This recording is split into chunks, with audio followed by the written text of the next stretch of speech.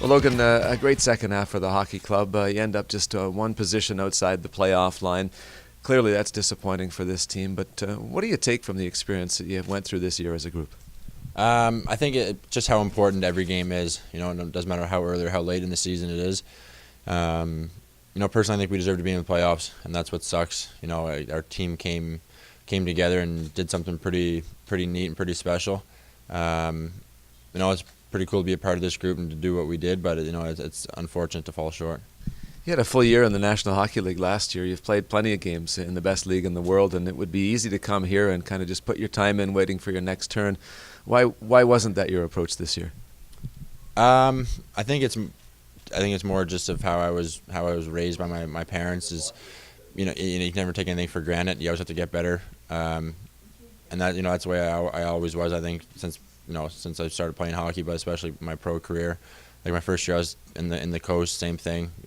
It was again pretty disappointing when I got sent down there, but go down there and work hard and try to get better, and you're there for a reason, and that's the way I took it this year. I'm here for a reason. There's something wrong with my game. There's a part of my game that I can work on, and hopefully I worked on it. Hopefully I got better at it. Hopefully I became a better person. Hopefully I became a better player this year.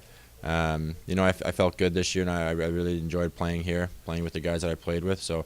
It was a good year. It was a fun year. Any idea why this team was so closely knit? Why it was able to fight the way it did in the second half?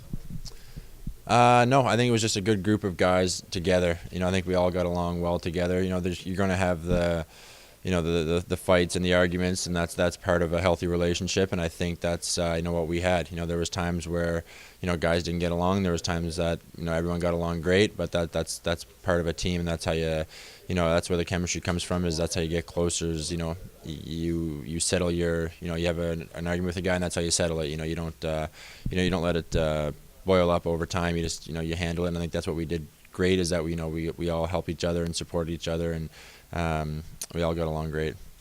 What about in terms of kind of the adversity that this team faced over the course of the season? Pascal will talk about from time to time the struggles the teams had before Christmas, shaping the success after Christmas. Can you explain what he means by that? I think it's just being able to go with that adversity. Just game in and game out, that we knew it was it was do or die for us. But I think that being on the losing side of it before Christmas, we didn't want to be a part of that anymore.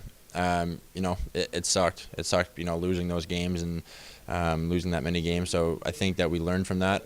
I mean, you would think that we learned from that the way we played in the second half, that we didn't want to be a part of that anymore. And I think that was the biggest part for us after Christmas, is that we just didn't want to lose. We wanted to be in the playoffs. Everyone wanted to be here. Again, it's unfortunate that we aren't. Fans will often look back on a season and say, maybe this is the game, or maybe that's the game that cost the team a playoff spot. Easy to do that, of course. With 76 games, there's so many factors. But is there a moment or two along the way where you think, boy, that might have made a difference?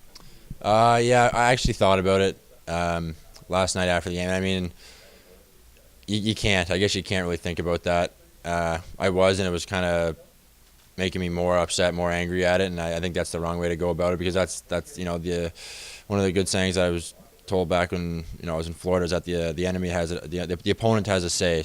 And then that's the biggest thing. There's another team on the ice. They're going to have a say in the outcome, and whether it's scoring in the last couple seconds of a game, or they're losing 10-0, the opponent has a say, and you can't control everything. So I think it would have been nice to get a couple more points along the way in games that we know that we could have, but again, that's part of hockey.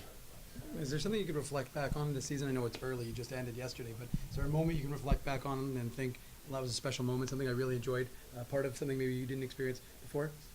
Honestly, I think it's coming into the last weekend and having the chance to be in playoffs after where we were at Christmas.